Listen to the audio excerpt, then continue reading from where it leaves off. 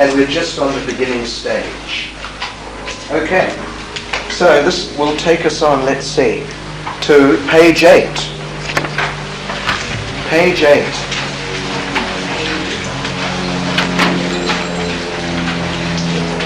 So on page 8, he's giving a little description. You look at the second paragraph, beginning with the word first. So he's giving a little rundown of what's been going on. First of all, the devotee develops a little faith. It means to have some trust in Shastra, and it means that some desire is there to get a little involved in Krishna consciousness, something like that. That's the beginnings. Then this faith leads one to take shelter of a spiritual master and associate with affectionate, like-minded devotees, associate with advanced devotees. In other words, sadhu sangha. And then in association with devotees, one feels inspired, let me get into it myself and do it. So that means bhajana kriya, doing devotional service, taking it up. But now, a problem arises. The problem is that one has many bad habits from previously. Now one is trying to get into devotional service.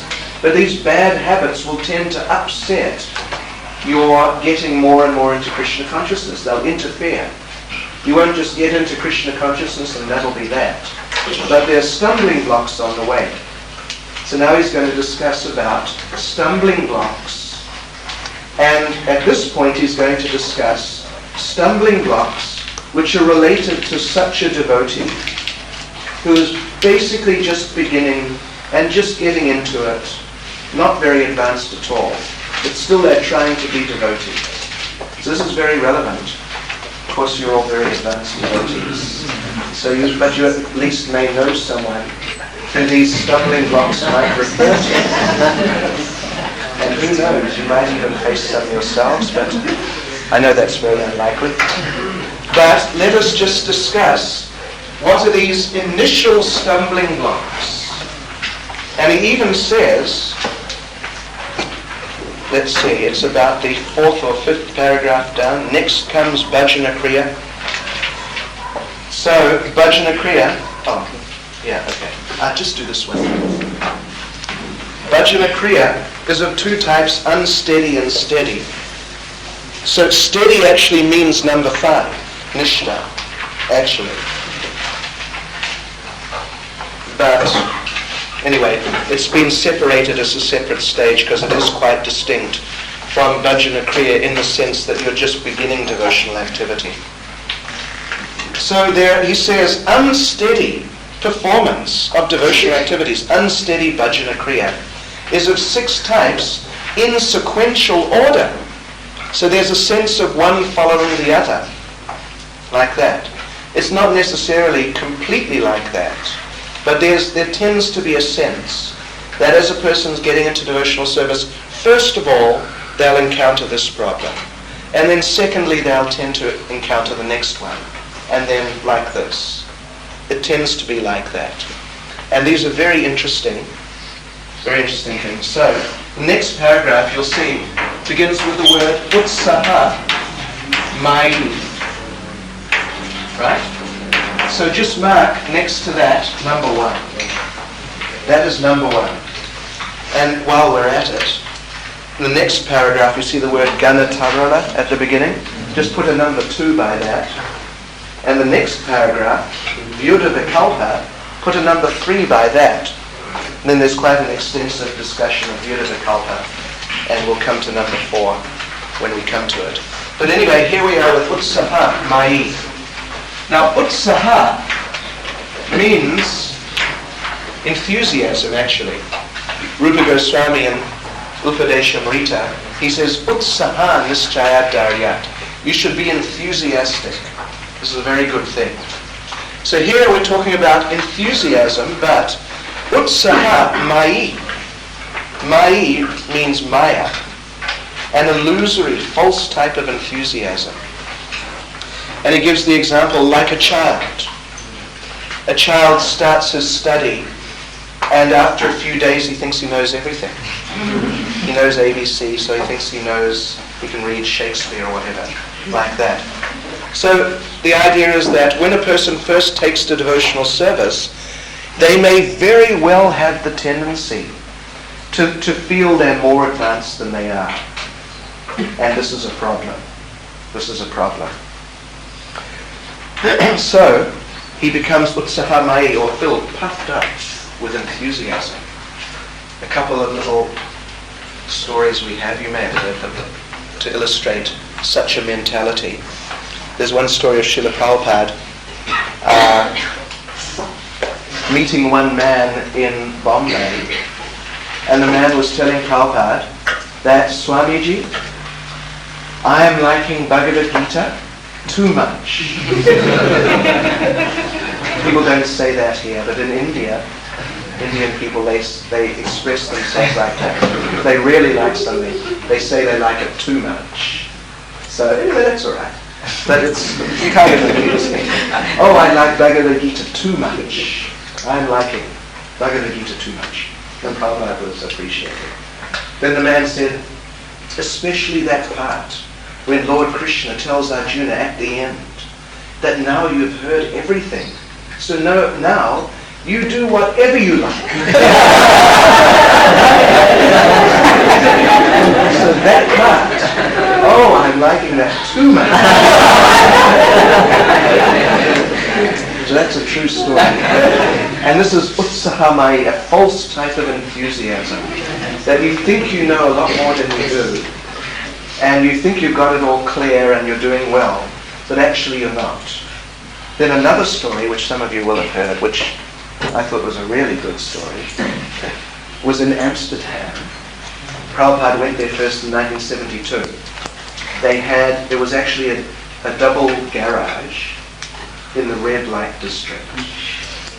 And we went there on Padayatra in 1991. You have to close your eyes and sort of, because it's really a red light district.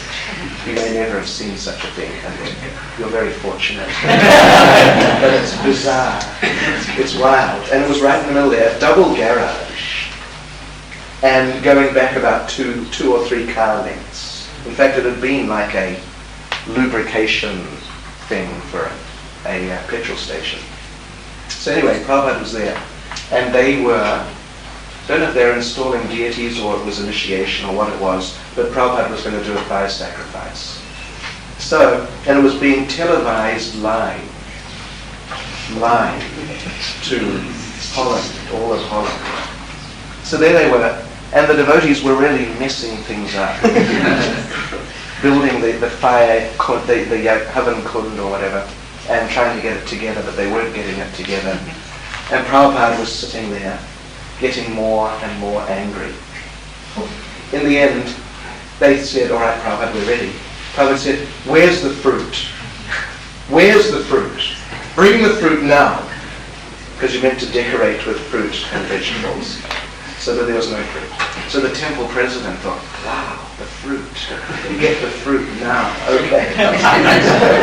He ran into the kitchen, which was, I don't know, just some little room on the side. He told the devotees, Prabhupada wants the fruit. Where's the fruit? So the devotees panicked. Right, fruit. They grabbed fruit. But then they thought, Prabhupada doesn't eat whole fruit. So they made a fruit salad.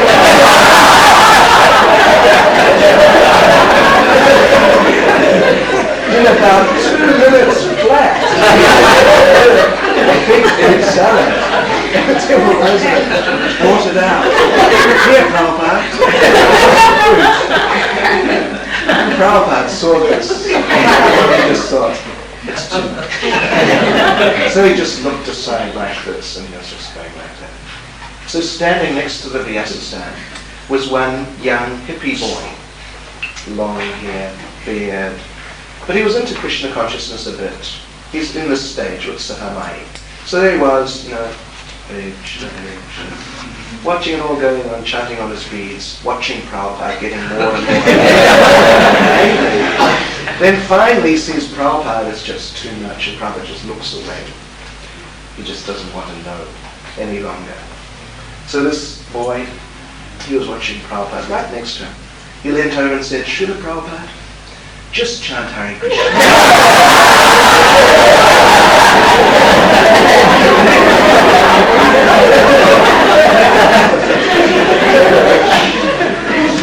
One is not meant to advise or instruct someone like Srila Prabhupada.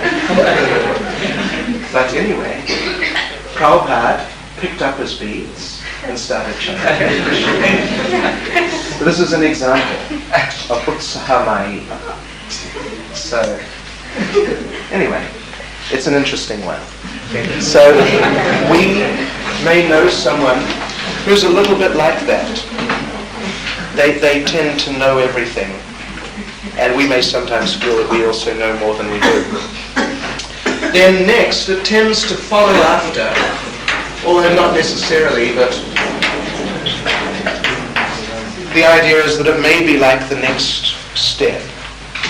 I mean, not that it means that by the time you come to Ganatarala that you are done with pride. There's no more pride. That is extremely unlikely. But tends to be like the next thing to become prominent.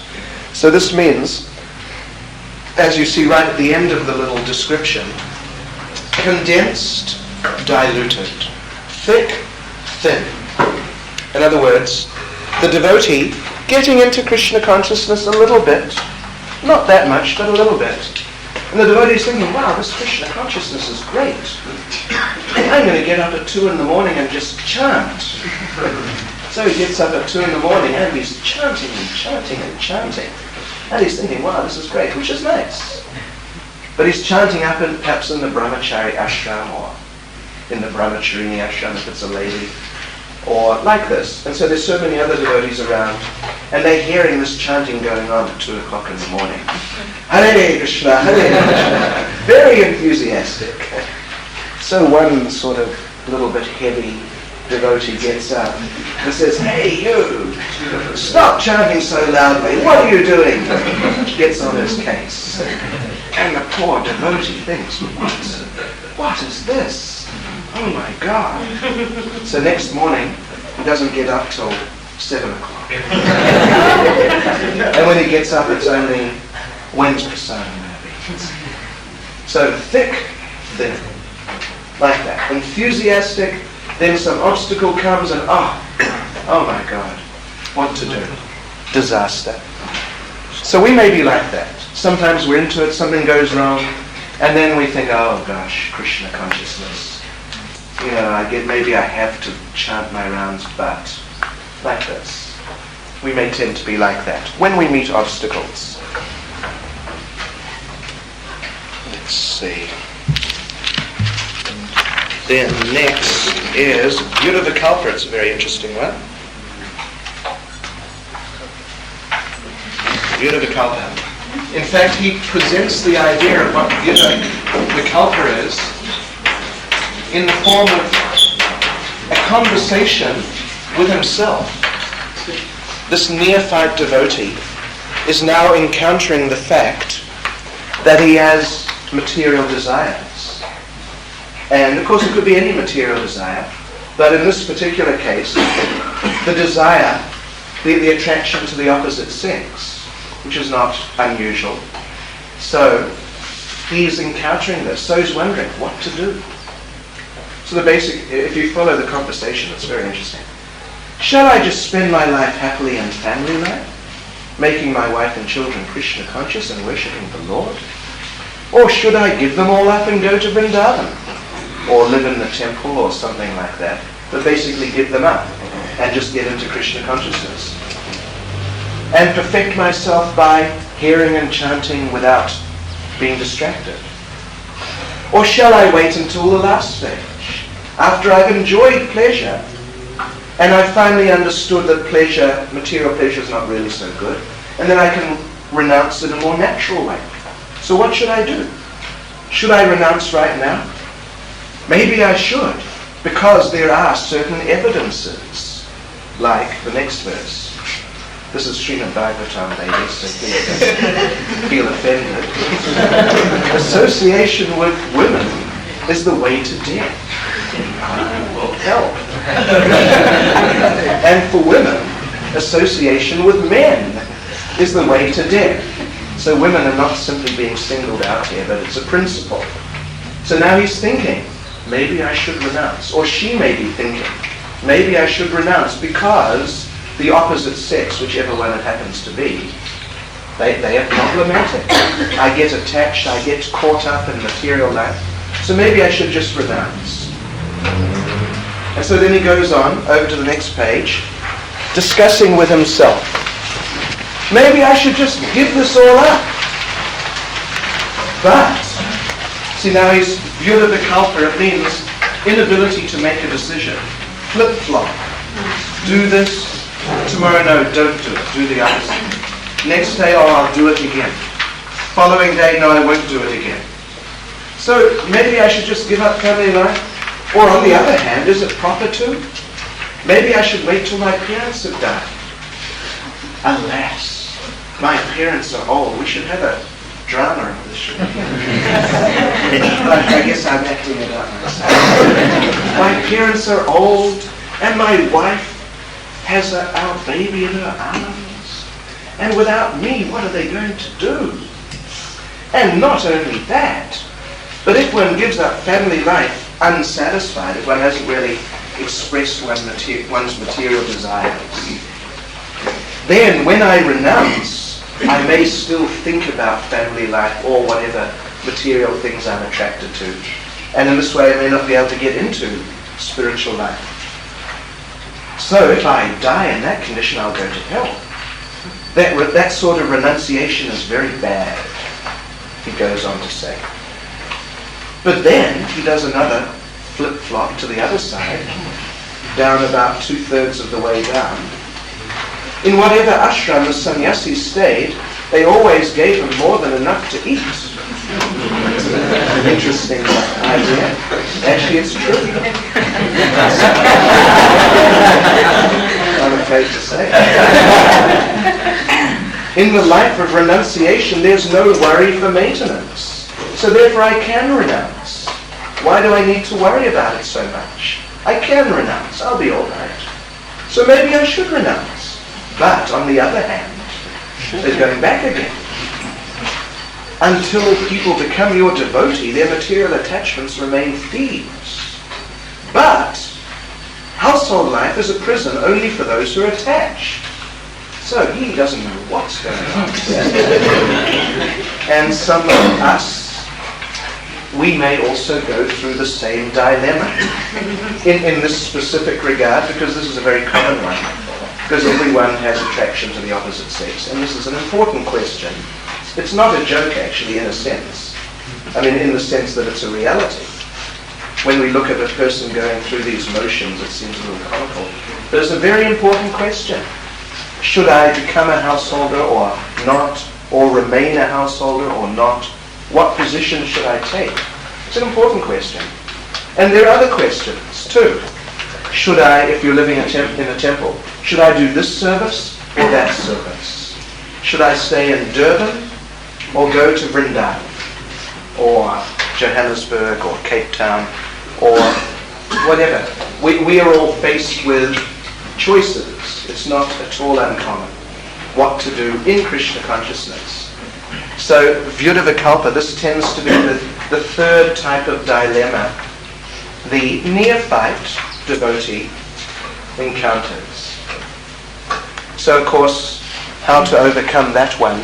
One should take shelter, particularly of the spiritual master if one has one, or take shelter of the devotees, the older devotees, the authorities like that. Then one can get direction. So that takes us through page 9. Takes us on to page 10, and at the top of page 10 is number 4, Vishaya Sangara.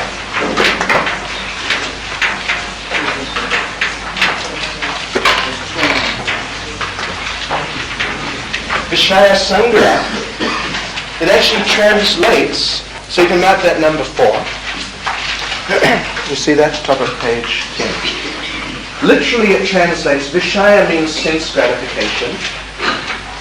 Sangara means combat. So this is quite a dramatic term.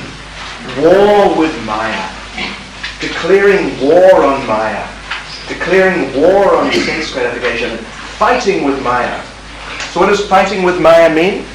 It means we have attachments, but in this case the person is thinking, right, no more material attachments, like eat, sleep, mate and defend. These are the fundamental material attachments: eat, sleep, mate, defend. So this Vishaya Sangra means that the devotee who's getting into Krishna consciousness a little bit more now and is thinking, yes, it's very good, I must make advancement. So the spirit, good spirit is building up. So then the devotee notices that, oh, I've got these attachments, but now I'm going to get rid of them. So from sleeping 8 hours a day, the devotee thinks, right, 4 hours a night, maximum. I'm declaring war on Maya. No more sleeping, at least just 4 hours.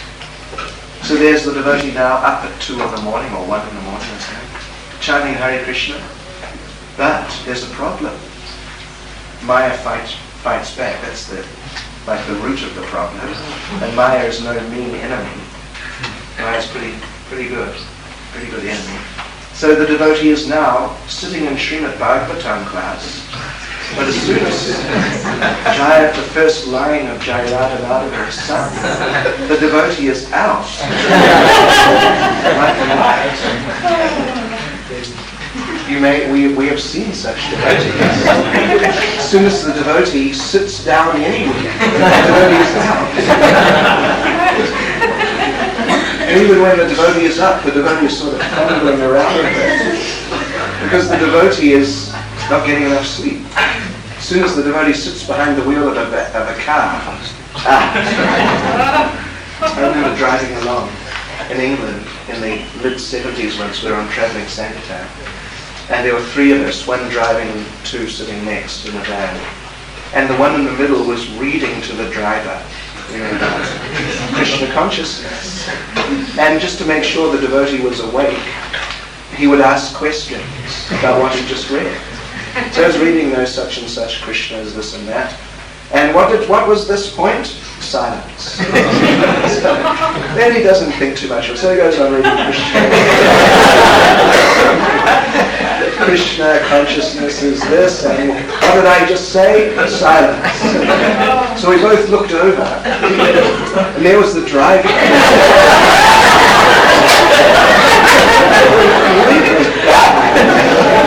But fortunately, his hands were like this on the wheel, so the vehicle was going straight. So then you wake them up and they say, oh, I wasn't sleeping.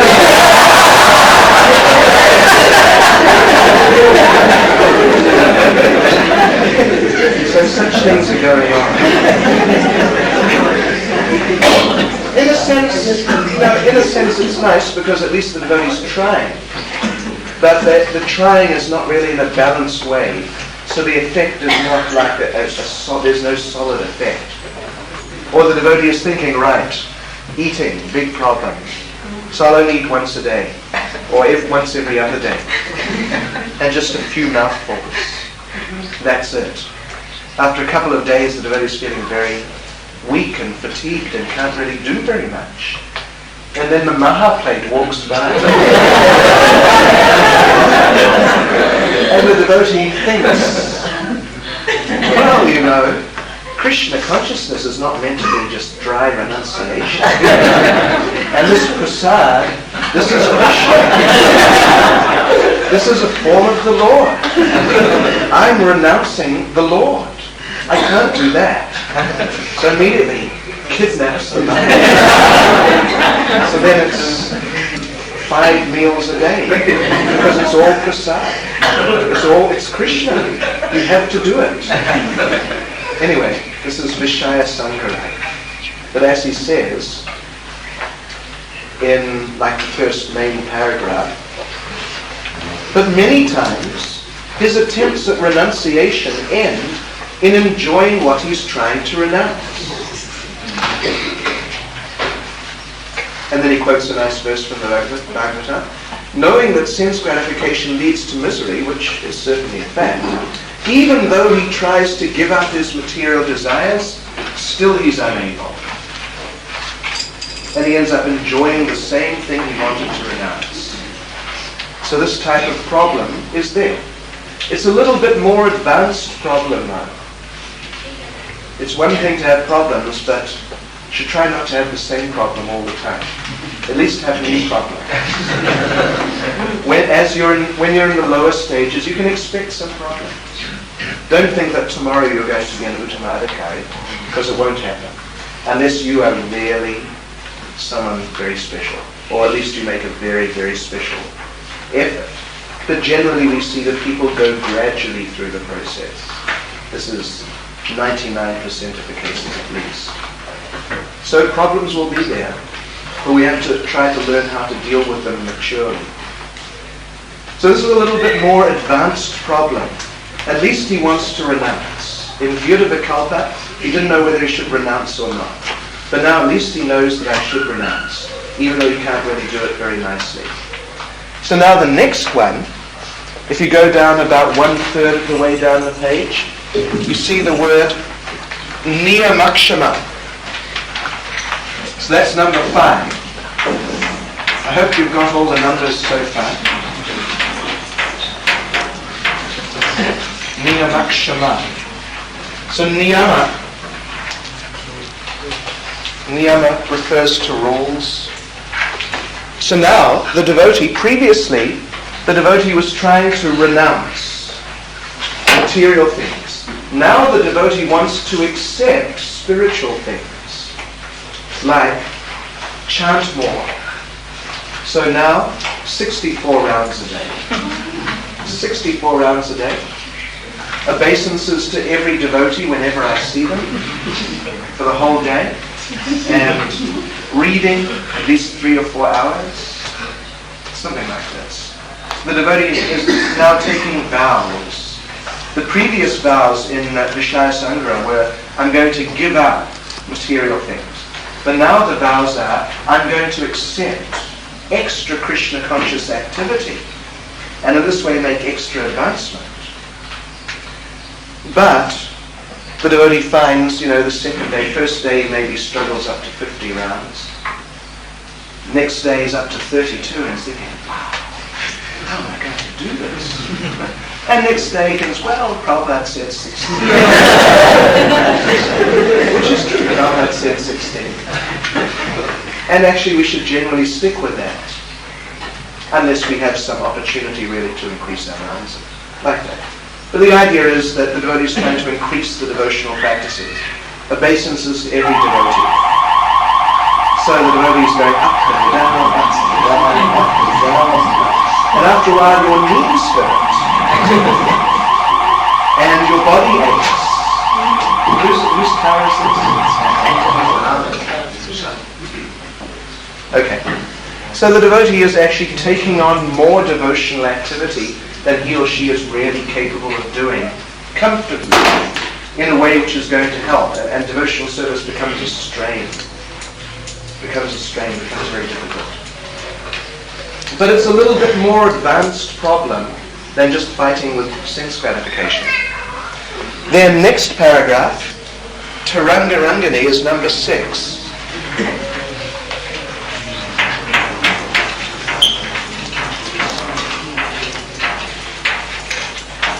Riding the waves. Riding the waves. Oh, how nice. So now the devotee has got more into it. The devotee is a little steadily situated in Krishna consciousness. And other people are noticing, oh, this devotee is doing okay. And some real neophytes may think, oh, very nice devotee. And this neophyte devotee who's a little steady is noticing that these people think that I'm quite a good devotee. So he thinks, yes, true. They have understood. Just to give a very good example, like this example. A devotee, they may not even be on this stage, but they may or may not. Someone joins the temple, shaves their head, puts on dhoti and kurta, and they've sort of got it on the right way. And the young lady wearing a sari, and she's sort of basically coming to grips with how it should be. And now she's going out on Sankirtan, door to door. Knock on the door. You've been a devotee for a month perhaps, or something like that, living in the temple. Knock on the door, you're distributing books, person opens the door, and they think, oh, the Swami has come. Or at least lavish some treatment on him or her. And the devotee thinks, oh, this is very good. I'm glad I became a So, riding the wave. Oh, very nice. But they're just very small waves, just on the edge of the ocean of devotional service. But the devotee is thinking, now I've made it. So this is Taranga-rangani, riding the waves. So now we'll go on. Actually, yes, we'll carry on for a little while. And we'll go on to chapter 3. Chapter 3. This is now about Anatha-nivritti, which is stage number 4. So Anatha-nivritti, if you recall yesterday, we told you it means clearing away all the unwanted things. Now the devotee is committed to devotional service. They're really seriously practicing, and they're making a little headway. So now they have to clean out not just these things. These are more like sort of childish problems. They're also anathas. They're more like childish types of anathas, real neophyte problems. Now the devotee becomes confronted with more serious unwanted things, which really have to be cleared away. So these are more serious problems, and the process of clearing them away, which actually allows you then to come to the point of really being fixed, this is called Anatha-nivritti. Artha means something which is wanted, and anartha means something which isn't wanted. So, we'll write over here. The first paragraph tells us that there are 4 types. So you mark these, and remember where they are, because when we have our test, if we have our test, you'll have to look these up. So at least know where they are, even if you don't know them all. So there are 4 types. Anathas, unwanted things which arise from previous sin. Unwanted things which arise from previous piety. Unwanted things which arise from offenses. Unwanted things which arise from, it says bhakti. Not exactly bhakti, because bhakti is pure. But the idea is, the 4th one, unwanted things which arise from mistakes that you make while you are performing your bhakti. They're not really bad enough to be offenses, but they're like errors. Oh, this is okay for the time. Yeah, so you could say mistakes in bhakti. This is more the idea. Because bhakti is the very thing which we're trying to develop. So bhakti is the cure to our problems. Bhakti can't really be a cause for our problems.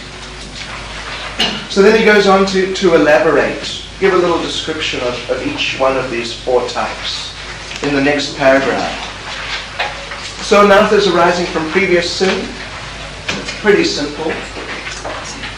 Those 5 kleshas, tendency to identify with your body and be materially attracted, and to dislike things which get in the way of your material sense gratification. Or in other words, like attraction to sinful life, the attraction to breaking the 4 regulative principles. So, every devotee in the initial stages certainly feels some attraction to, breaking the regulative principles, actually. It takes some time before one gets free from those attractions. So, this type of attraction which you may feel, this is what is meant by anathas arising from your previous sin. Your previous sin, it's ingrained in you. So you still have the tendency to be attracted to the opposite sex or to, whatever bad habits you may have had in the past. Then the second one, which is also in the same paragraph, is a rather interesting one. Anarthas arising from your previous piety. Yesterday we were discussing how your piety, your good karma, cannot lead to bhakti. Here it's saying that actually your previous piety may actually stop your advancement in bhakti. So not only is it not really a cause of your getting into devotional service, but it can actually be something which is adverse. Now this means, I'll give you an example. Like we mentioned yesterday about Mother Archa Vigraha. Because of her piety, she became attracted to devotional, or the association of devotees was like a door, we said. So then she went there, and she saw the devotees were having a feast, which was not exactly, you could say, in the mode of goodness, as much as she might have expected, as much as she was used to. It was very rich and very sweet and very heavy. Of course, it's transcendental. Anyway, that's our excuse. But on a certain level, material level, it would look like, a rather sort of heavy, extravagant, and something like that, possibly, form of vegetarianism, rather than just fresh fruits, steamed vegetables, and like that. You get the idea? Yeah. So piety may be an anartha. It may actually become opposed to our Krishna consciousness. Or you may be living in a temple, of course not so many of you are, but you may be living in a temple in the middle of a city, like sunny Hillbrow. Living in sunny Hillbrow. And you may think, and it's true, it's in the middle of a dirty, noisy city. It's a fact. And you may think that this isn't very nice. All the smog, occasionally people getting shot, and, all these things, prostitution and liquor and all this, nightclubs. And I don't like that sort of thing, because you're more in the mode of goodness. So then you may think, yes, let me leave this temple and go to the country ashram, which of course we don't have at present, but anyway, if there was one, you might think, let me go and join the country ashram. Then I can go and chant with the cows and just enjoy the fresh air and, like this. So you may think, oh, it's a Krishna conscious alternative. So you're attracted to that because of your piety. You're not attracted to the city. Someone who's less pious, they will want to be in the city, right in the center of it all. But a person who's more pious will prefer a more natural environment. But in this case, like particularly if your spiritual master has told you, you go to the Hillbrow temple and you serve there. But now you're thinking, no, it's too dirty, etc. Then this becomes anartha. Even though it's a tendency towards piety. You follow the idea? Yeah. So this is an interesting and rather subtle anartha. Then offences, if you turn over to page 11, there's a lengthy discussion about offences, because they're the worst. They're the worst type of anartha. And they produce the worst types of anarthas within you. They're very dangerous. Now I know that you're all studying about offences with Parthasarith Buddha, so I won't go into it in great detail, although Vishwanath Chakravarti Thakur does. The whole of this page and the whole of the next page is all dedicated to this. But the idea is that if you commit offences, then that is anartha, that is unwanted, and it will produce effects in you which are unwanted. So, let's see. Now there are a couple of interesting points though, which I don't know, this may be repeating what you've been hearing from part of it. We'll mention it anyway. If you turn over to page 12, the second paragraph. If the nam aparads, either long-standing or recent, whatever they are, have been committed unconsciously, then you just chant Hare Krishna. if you're not aware, of course, you can know that you must have been committing offences because you won't be experiencing prema. Are any of you experiencing prema? Anyway, no. So what does that mean? It means we're all committing offences. But if I were to ask you, what offence did you just commit yesterday? Then you might, in all honesty, say, well, I don't know, actually. The thing is, you can understand that you must have been committing offences because now you're not experiencing bhava, at least. Let us say, not prema, okay, but not even bhava. You're not experiencing. Your ears are not standing on you. Anyway. So therefore you can understand. You can understand. But anyway, if you don't know what your offences are, but you know that you must have been committing them because you're not experiencing bhava, then just chant Hare Krishna and just carry on. But if you know the last sentence in this paragraph, if offences are committed in full knowledge, then you have to worry about it. You have to do something. Then he goes on to discuss 4 of the 10 offences. First, and at greatest length, offences to devotees, and we know you're just studying this all with Pata, so we're not going to go through it in detail. But, again, we will just mention a couple of points. Let's see, where are we? Okay. If you look in not the next paragraph, the paragraph beginning with however. This is just, it's like a detail, but it's an interesting detail. If you look at the 4th line down, nor should one be of the mentality to think that the offence of offending devotees discriminates between types of devotees. So it doesn't mean only that if you offend a very advanced devotee, then that's a problem.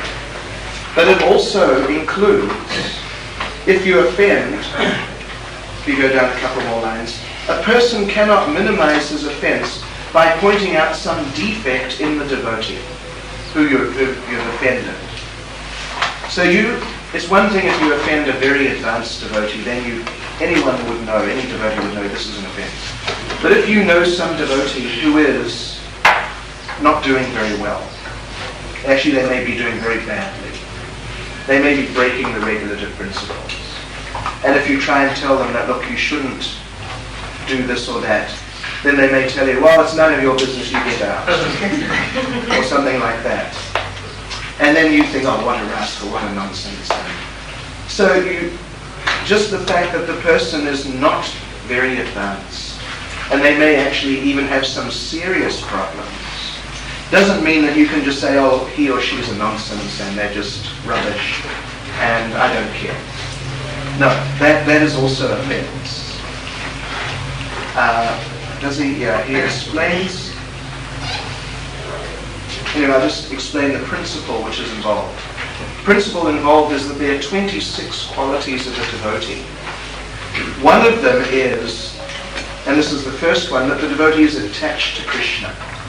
And then there are others, like the devotee is humble, tolerant, merciful, etc. But there's only one which is very specifically connected with Krishna, that is that the devotee is a devotee, that they're attached to Krishna. So the principle is that as long as the person is attached to Krishna, even if they're lacking in mercy, tolerance, peacefulness, kindness, sweet speech, and all these other things, which are actually secondary qualities, even if they're very lacking, they're very intolerant, they're very proud, they're very ready to get angry, but at least they're attached to Krishna, then you can't commit offences. Even if you do something and you say, well, look, the person is a useless devotee, so why bother? Then this is wrong. So this is a little detail to remember, which I thought I'd mention. So then he goes on to talk about the or 3 other of the 10 offences, and we're not going to discuss them because I think you're pretty much familiar with the 10 offences. So is it all right if we carry on for another 10 minutes? I know you're getting hungry. Not so many of you falling asleep, so that's a good sign. Is that all right? Yes. Okay, thank you. I suppose you had to say that.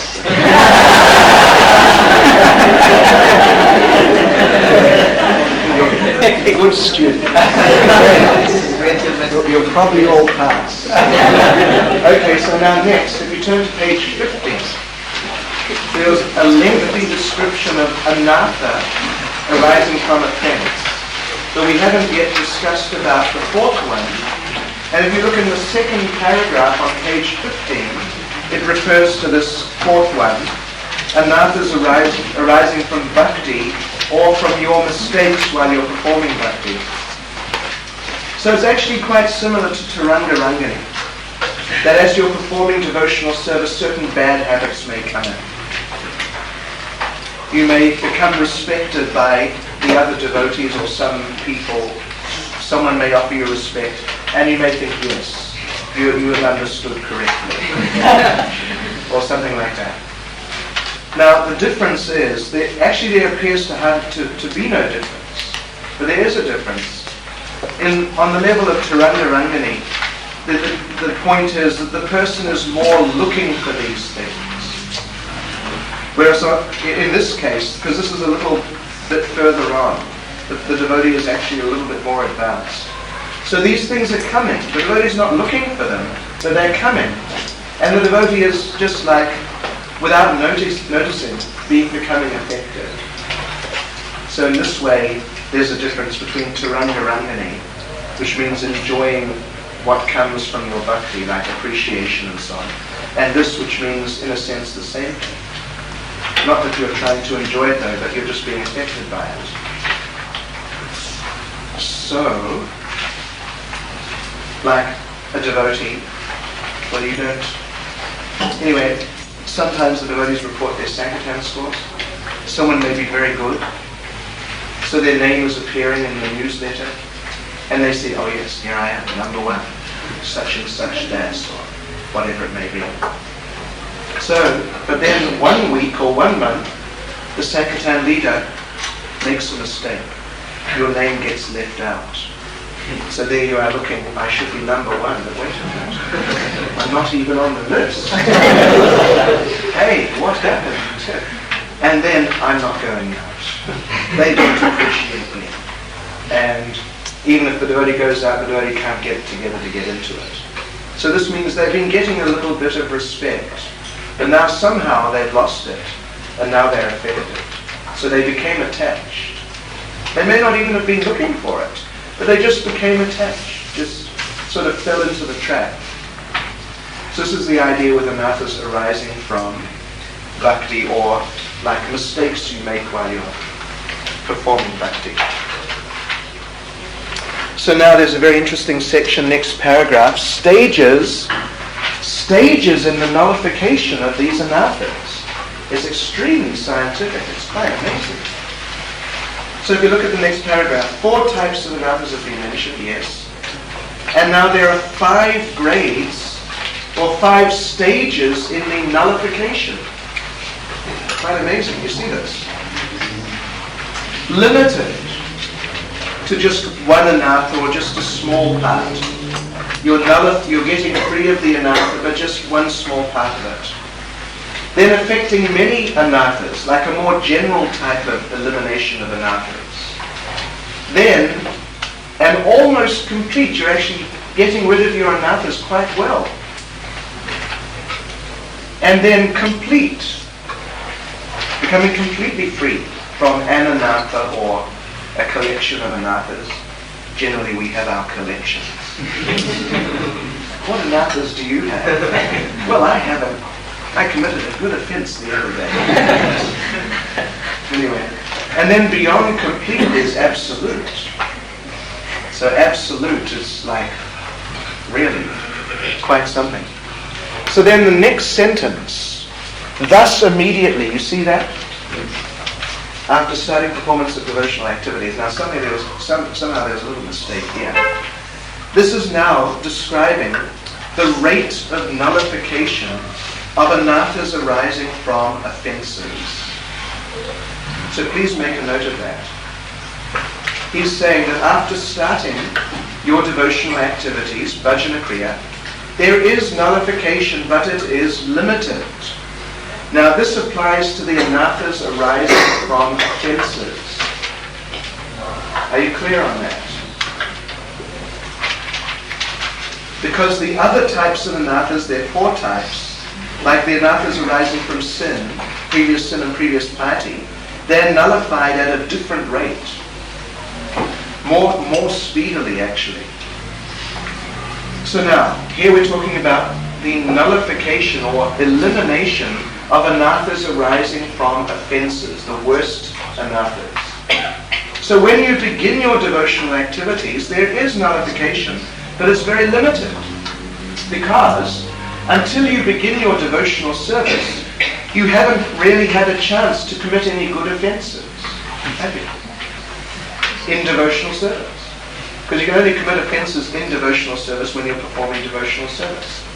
Otherwise it would fall more into the category of sin.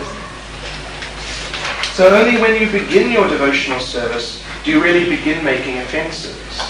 And actually the same principle applies with mistakes in bhakti. You can only begin making mistakes in bhakti when you're performing bhakti. Otherwise you can't make any mistakes in bhakti, obviously. So here, the nullification is limited on the level of bhajana kriya. But when you advance on, let's see, to the level of nishtha, by continued practice, you see that? When you come to the level of nishtha, then the eradication is pervasive. There's a fairly considerable, anyway, fairly noticeable at least, not that considerable, but it's a reasonably noticeable elimination of anathas. And when you come to the level of bhava, the eradication is almost complete, meaning it's really quite considerable. On the level of bhava, it is very advanced. I don't think any of us are on that level. It's very advanced.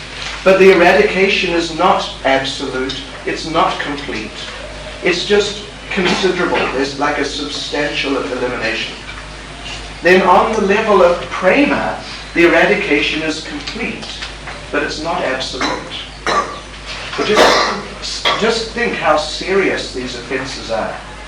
And then he says, when you attain, where is it?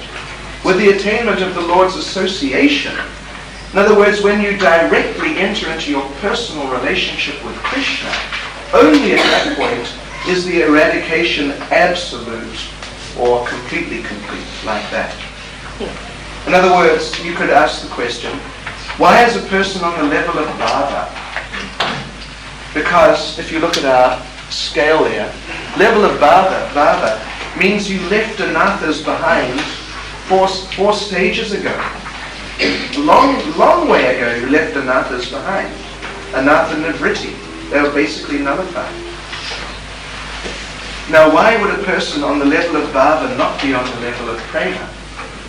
If they're that elevated, it's an astonishing level to be on.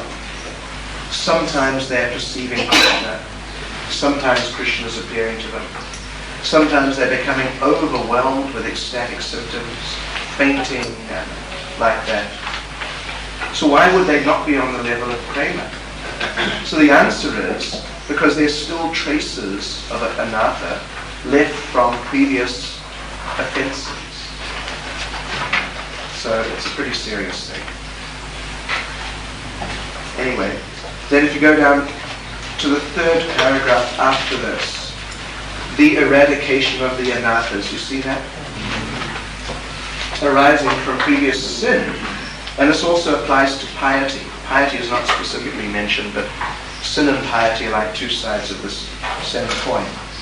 So on the level of bhajana kriya, the eradication is limited. When you just start, the effects of your previous sin, your sinful tendencies, are just slightly reduced.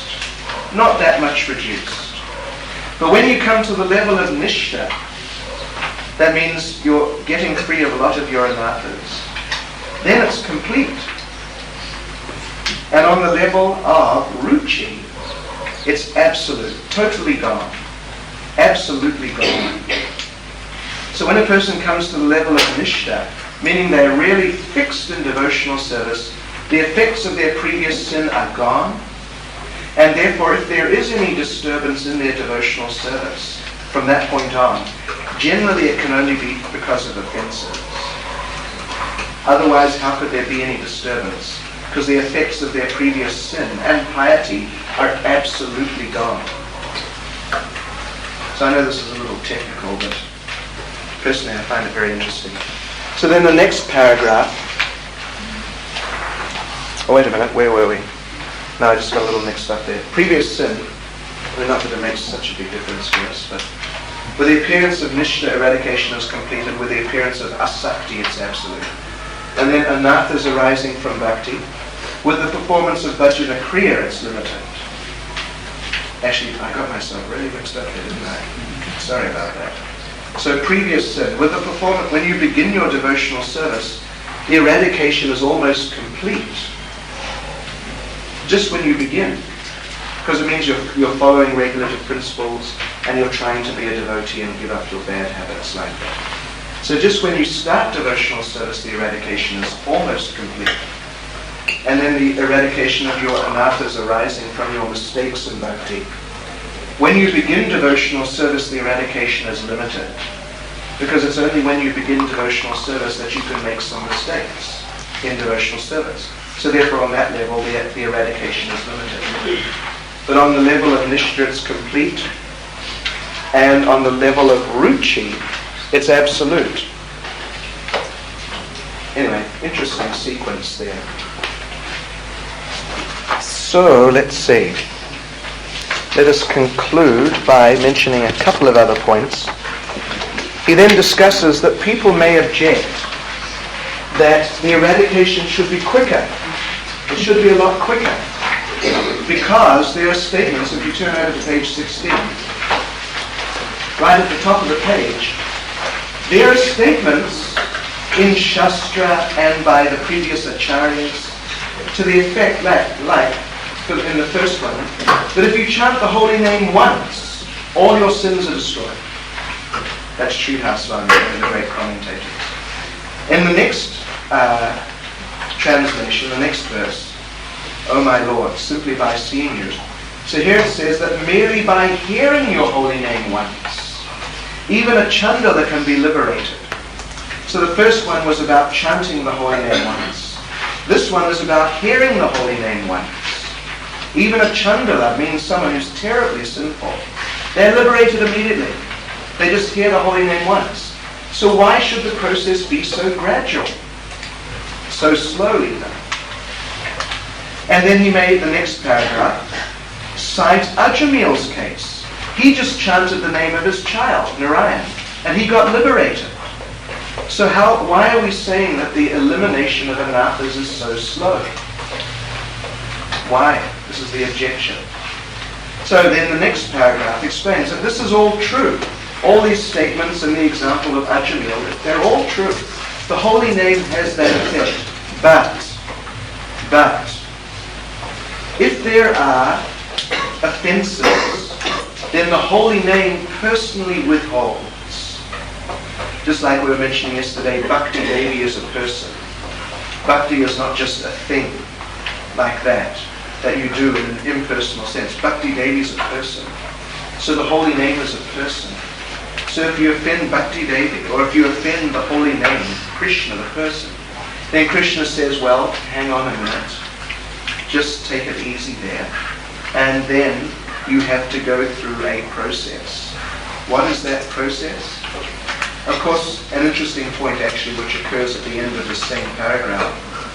That even though, because of your offenses, the holy name is withholding and waiting until you've made greater effort, basically, still, the last sentence says in that paragraph, still the servants of death have no power to attack you.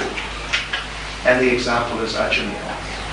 So even though problems are there, still being a devotee and chanting is very advantageous. Then if you go down, not the translation of this verse which follows, but the next paragraph, though this is true. So what do we do? What is the procedure? We're offending the holy name. Therefore our nullification of our anathas is gradual. It's a little slow. So what do? It says that there's no means of purification other than becoming free from nama-parada. Don't think that I can go on committing offences and eventually they'll just go away and I'll just find I'm not committing them any longer. No. You have to give them up. You have to say, all right, no more offences, and that's it. They don't just dissolve it.